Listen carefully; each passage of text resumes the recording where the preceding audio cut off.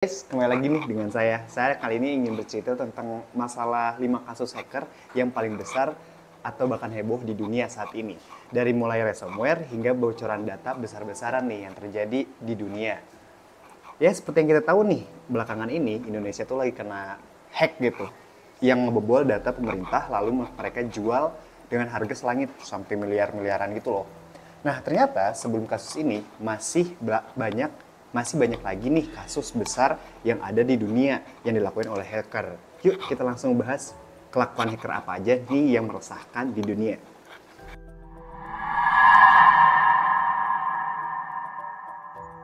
Dunia teknologi yang terus berkembang pesat ini bawa dampak besar nih untuk aspek kehidupan.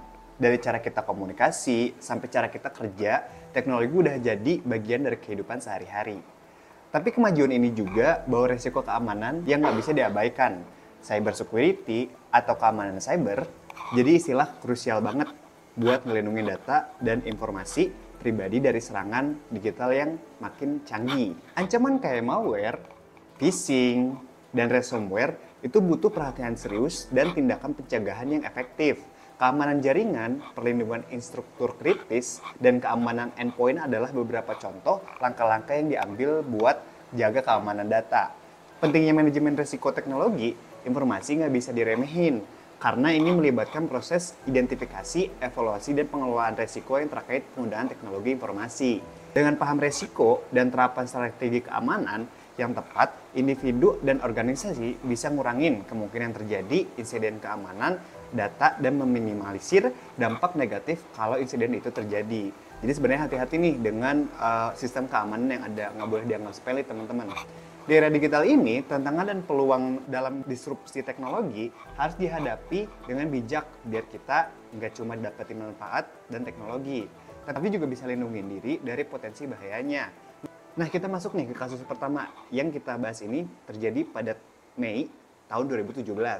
Waktu itu dunia maya dihebohkan sama serangan ransomware WannaCry yang menyebar banget dan lumpuhin ratusan ribu komputer lebih dari 150 negara. Wow, ini bukan hanya satu aja, tapi memang hampir 150 negara penyerangannya.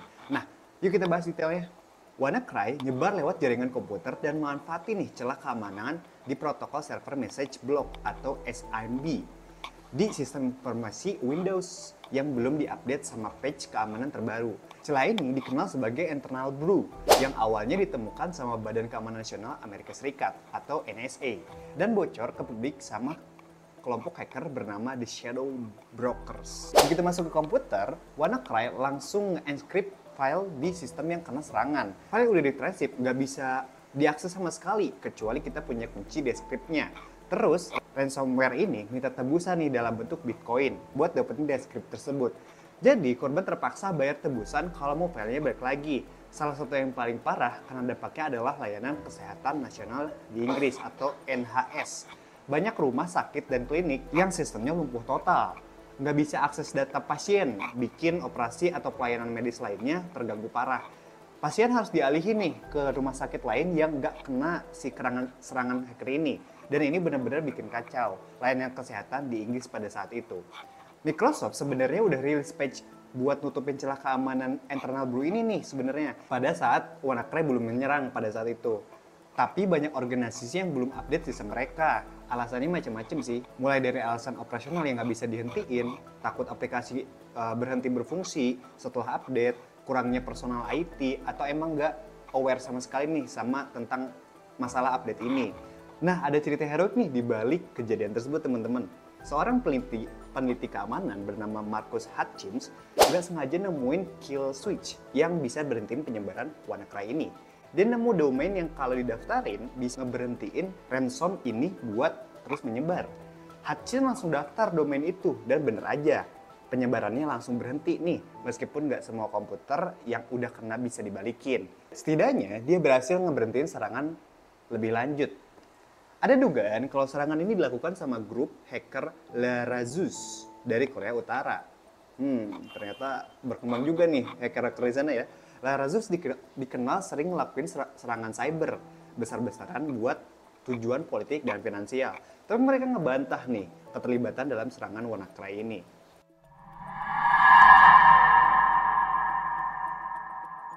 Kita masuk ke cerita kedua nih, yang akan diceritakan ini serangan hacker pada tahun 2013 dan 2014. Dunia maya dihebohkan sama salah satu peretasan terbesar dalam sejarah internet dalam dua serangan besar yang bikin gempar para pengguna dan keamanan cyber. Semua bermula dari serangan spear phishing. Hacker ngirim email nih yang kelihatannya legit ke karyawan Yahoo. Aku berharap ada yang terpancing dan klik link atau lampiran berbahaya. Kalian harus tahu dulu nih sebelumnya cara kerja spear phishing. Nah, pertama yang dilakukan oleh hacker itu harus bisa ngumpulin informasinya dulu, teman-teman. Pertama, hacker harus mencari tahu nih tentang si targetnya, seperti nama, jabatan, dan kontak dari sumber seperti media sosial. Penyesuaian pesan nih selanjutnya, mereka membuat pesan palsu yang terlihat autentik, sering kali menyamar sebagai orang atau organisasi yang dikenal oleh target. Manipulasi emosional juga nih, yang ketiga, pesan dirancang untuk memancing emosional atau rahasia urgensi pada target. Misalnya meminta untuk ngeklik tautan atau membuka lampiran yang berbahaya ini. Lalu yang keempat itu ada eksploitasi. Jika target terjebak, hacker bisa mencuri informasi atau menginstal perangkat lunak berbahaya untuk mengambil alih sistem ini. Lalu yang terakhir ada penyebaran dan pembuangan jejak. Setelah mendapatkan apa yang mereka inginkan, hacker berusaha menghapus nih jejak mereka untuk menghindari deteksi. Spear phishing berfokus pada penyesuaian dan penargetan yang lebih spesifik dibanding phishing biasa, membuat lebih sulit untuk dideteksi. Nah, pada saat penyerangan itu teman-teman, sayangnya usaha mereka nih berhasil nih untuk ngebuat karyawan ini ngeklik si tautan ini. Begitu hacker dapat akses ke jaringan internal Yahoo, mereka mulai ngejalanin akses lebih jauh. Setelah masuk, hacker berhasil nyusurin database pengguna Yahoo yang berisi informasi sensitif seperti nama, alamat email, nomor telepon, tanggal lahir, dan password yang di-haze nih teman-teman. Gak cuma itu aja, mereka juga install backdoor di sistem Yahoo yang bikin mereka bisa keluar masuk kapan aja tanpa ketahuan. Dengan backdoor ini, mereka bisa ngakses data kapanpun mereka mau. Peretasan ini benar-benar bikin rugi banyak pihak. Pengguna Yahoo harus khawatir data pribadi mereka disalahgunakan buat kejahatan cyber lain, kayak pencurian identitas atau penipuan. Banyak akun yang akhirnya harus di-reset dan pengguna harus ganti password nggak cuma di Yahoo, tapi juga di akun lain yang mungkin pakai password yang sama, teman-teman. Karena kejadian besar banget, FBI langsung turun nih untuk ngebuat investigasi tentang kasus ini. Setelah pendidikan panjang, mereka berhasil nangkep beberapa hacker yang diduga terlibat dari kasus ini, teman-teman. Di antaranya ada 2 agen intelijen Rusia dan 2 hacker kriminal yang kerja bareng. Penangkapan ini nunjukin seberapa serius dan canggihnya kejahatan cyber yang mereka lakuin. Dampak dari peretasan ini panjang banget nih. Reputasi Yahoo anjlok parah pada saat itu dan kepercayaan pengguna langsung runtuh tuh. Peretasan ini juga nge-trigger nih investigasi lebih lanjut tentang peretasan keamanan cyber di perusahaan-perusahaan besar.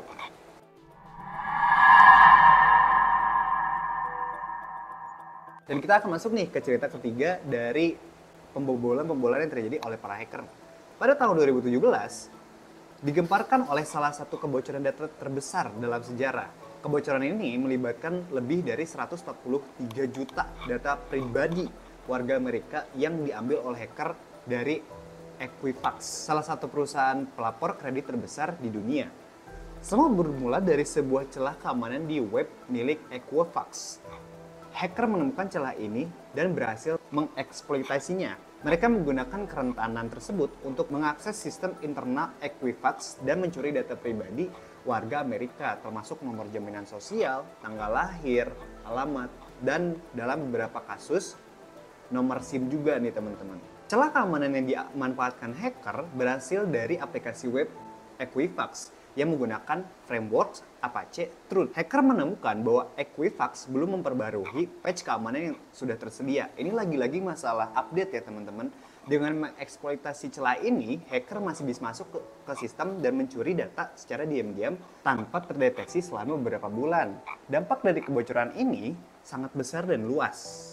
Jutaan orang Amerika terancam oleh resiko pencurian identitas ini. Data yang dicuri bisa digunakan oleh pelaku kejahatan untuk membuat akun palsu, mengajukan kredit atas nama orang lain, dan melakukan berbagai bentuk penipuan lainnya. Banyak orang yang memantau kredit mereka lebih ketat dan mengambil langkah-langkah tambahan untuk melindungi identitas mereka. Reaksi publik terhadap kebocoran data ini sangat keras. Banyak yang mengkritik Equifax karena dianggap lalai dalam menjaga data pribadi konsumen. Kritik juga datang dari pemerintah dan pakar keamanan nih, yang mengancam Equifax karena lambat merespon dan memperbaiki celah keamanan tersebut. Kepercayaan publik terhadap Equifax menurun drastis dan perusahaan menghadapi berbagai tuntutan hukum serta investigasi. Nah, kayaknya sih teman-teman ini kayak kebocoran data yang bisa digunakan untuk kayak pinjaman online dan segala macam. Mungkin itu ketakutan para warga terhadap Equifax ini, teman-teman.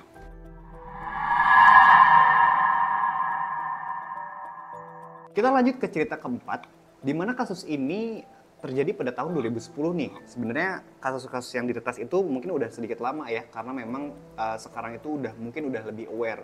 Sayangnya Indonesia aja mungkin yang baru akhir-akhir ini kena lagi nih masalah hacker. Menyebabkan kerusakan Pada fisik tahun pada 2010, perangkat tersebut. saat itu dunia dikejutkan juga oleh penemuan memastikan virus bahwa data yang ditampilkan yang pada menargetkan operator fasilitas nuklir tampak Iran. normal. Virus ini dikenal sebagai salah satu serangan cyber paling canggih dan terencana dalam sejarah, membuka mata dunia terhadap potensi bahaya perang cyber. Stuxnet dirancang untuk menyerang fasilitas nuklir di Natanz, Iran. Virus ini menyusup ke sistem komputer yang mengontrol centrifuge uranium, perangkat yang sangat penting dalam proses pengayaan uranium. Begitu masuk ke sistem, Stuxnet bekerja secara diam-diam nih dan merusak proses pengayaan tanpa terdeteksi. Stuxnet mengeksploitasi kerentanan di sistem kontrol industri yang dikembangkan oleh Siemens, dikenal sebagai Programmable Logic Controllers atau disingkat menjadi PLC. Virus ini dirancang untuk mengubah kecepatan putaran centrifuge secara acak, menyebabkan kerusakan fisik pada perangkat tersebut. Stuxnet juga memastikan bahwa data yang ditampilkan kepada operator tampak normal, sehingga kerusakan yang terjadi tidak segera disadari. Dampak dari serangan Stuxnet sangat signifikan nih. Ribuan centrifuge dari fasilitas Natanz rusak, memperlambat program nuklir Iran secara substansial. Kerusakan ini tidak hanya mengganggu operasi harian, tetapi juga menimbulkan nih biaya besar untuk perbaikan dan penggantian peralatan yang rusak. Serangan Stuxnet ini menunjukkan betapa rentannya infrastruktur kritis terhadap serangan cyber. Keamanan sistem industri menjadi perhatian utama karena serangan semacam ini bisa berdampak besar pada ekonomi dan keamanan nasional. Perang cyber bukan lagi skenario futuristik, tapi kenyataan yang harus dihadapi dengan serius. Banyak yang menduga nih bahwa Stuxnet ini adalah hasil kolaborasi antara Amerika Serikat dan Israel. Meskipun tidak ada yang mengakui secara resmi, bukti-bukti yang ada mengarah nih kepada keterlibatan kedua negara tersebut dalam merancang dan menyebarkan virus ini. Dampak politik dari serangan ini sangat besar, meningkatkan ketegangan di Timur Tengah dan memperkuat pandangan bahwa negara-negara maju menggunakan perang cyber sebagai alat geopolitik.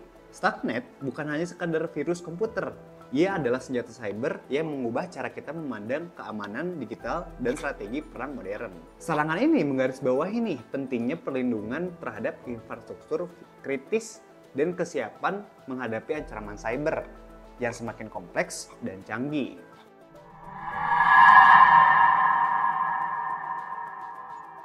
Nah, kita masuk nih ke cerita terakhir masalah serangan dari hacker ini. Pada tahun 2014, Sony Pictures, yang kalian tahu itu adalah pembuat film, dihebohin sama serangan cyber besar yang dilakuin sama kelompok hacker yang nyebut dirinya mereka sebagai Guardians of Peace atau disingkat GOP. Serangan ini juga nggak cuma ngebocorin data sensitif aja, tapi juga bikin geger industri hiburan dan mengundang perhatian dunia. Hacker Guardian of Peace berhasil masuk ke sistem internal Sony Pictures dan nyuri banyak data sensitif. Data yang bocor mencakup email pribadi karyawan, gaji yang eksklusif, informasi keuangan, dan bahkan salinan film yang belum merilis nih teman-teman. Hacker juga ngerilis informasi pribadi aktor dan staf, termasuk nomor jaminan sosial dan rincian kontraknya. Dampak serangan ini ngebuat Sony luar biasa rugi besar teman-teman. Dari sisi keuangan, Sony harus ngeluarin biaya besar untuk menangani krisis ini.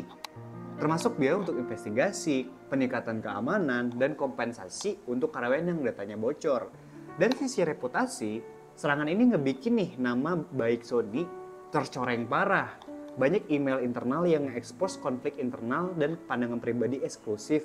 yang akhirnya bikin hubungan bisnis dan citra publik mereka rusak. Banyak yang menduga nih kalau serangan ini didukung atau bahkan dilakukan sama Korea Utara. Dugaan ini muncul karena waktu itu Sony Pictures mau rilis film The Interview, komedi yang ceritain tentang rencana pembunuhan pemimpin Korea Utara, Kim Jong-un. Film ini bikin marah pemerintah Korea Utara yang menganggap film itu sebagai aksi provokatif dan nggak sopan. Meskipun Korea Utara membantah keterlibatan langsung, investigasi FBI menunjukkan ke arah negara tersebut sebagai pelaku utama serangan. Setelah serangan, Sony ngambil beberapa langkah buat ngatasin situasi ini. Mereka kerjasama sama FBI buat investigasi lebih lanjut dan meningkatkan langkah-langkah keamanan cyber mereka. Sony juga terpaksa nih nunda rilis The Interview ini di bioskop, tapi akhirnya rilis juga film tersebut lewat platform online. Keputusan ini dapat banyak dukungan, juga kritik dari berbagai pihak yang menganggap Sony tunduk pada tekanan dari hacker. Lagi-lagi nih, serangan ini terjadi dari Korea Utara, teman-teman. Saya kurang tahu ya, biasanya kan negara Korea Utara tuh majunya dalam bidang keamanan dan segala macamnya, tapi mereka juga ternyata berkembang dalam dunia teknologi, teman-teman.